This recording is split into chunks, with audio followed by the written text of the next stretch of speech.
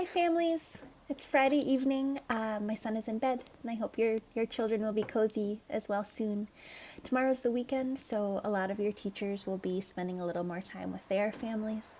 And I wanted to leave you with a few possibly new paint projects that maybe you and your child will explore this weekend. So I have some just regular tempera paint. I have two different colors with me today. Tempera, acrylics, poster paints, those are all really good for all of these projects. Watercolors, I think you would have to experiment. I think some would work great, and some, the kind of thicker, more viscous paints are better for these. So the first thing I want to show you is mirror painting. How you do this is first you fold a paper in half and you give that to your child and you invite them to paint on this side of their paper, however they like. One color is great for these activities. If you have more, that's fine too. But sometimes when we're exploring things that are different than color, having one can make it really, really simple for children, which is sometimes really nice. But I use two colors. And for the mirror painting, when your child decides it's just how they want it, you can open up your paper and then fold it in on itself.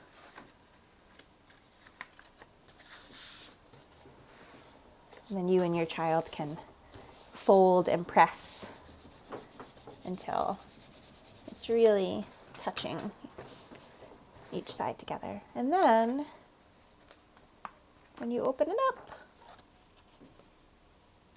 it's a really interesting symmetrical image.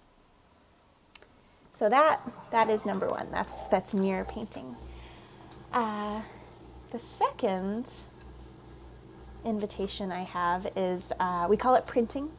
And at school, we use a lot of different really simple materials for this. Our manipulatives at school, like bristle blocks and Legos, are really great for printing. So what you need is a sponge that's a little bit moistened, and then you can just give a thin layer of that same tempera or poster acrylic paint. And I'm going to get out a new sheet of paper. And then you just kind of gather some bits and bobs for your printing. I have a chicken bristle block from my son's collection, which I discovered makes some really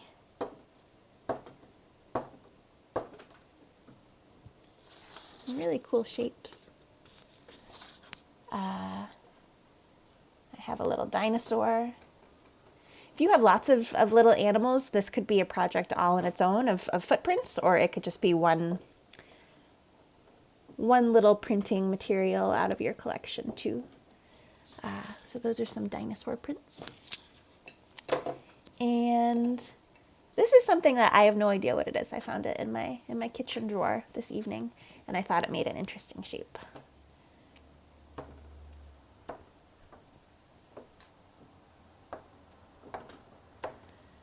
This also might be really satisfying for kids that need a little bit of a physical outlet that they're craving. So those are some of my different prints I made. So many materials are great for printing. Corks from wine bottles are fantastic printers. Other small toys like Duplos, Legos are really interesting shapes.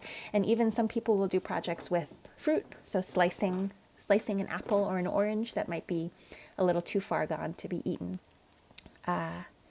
Which makes me think of another project we do with a little bit of food, with stale pasta, dried pasta. Sometimes children paint the pasta, and then when it dries, they make them into necklaces. So they're creating colored beads with their paint and pasta. I don't have those to show you, but just another tip. But there's so many things you can print with, and these are just a few. And then the last one I have, which might be especially satisfying for children who are really interested in cars and trucks and things that go, is some painty driving.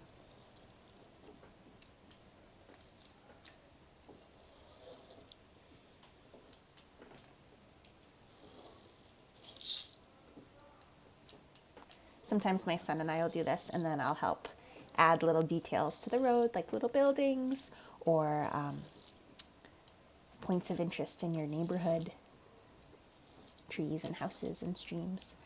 But that actually makes some really cool prints too.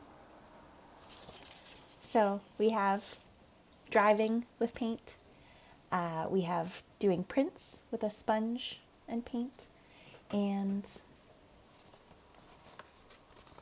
our mirror painting that makes those really fascinating symmetrical images. So I hope this gave you a few ideas about some new things to do with familiar materials. And I hope you're warm and cozy this weekend with your little ones. And we'll see you soon. Have a good night.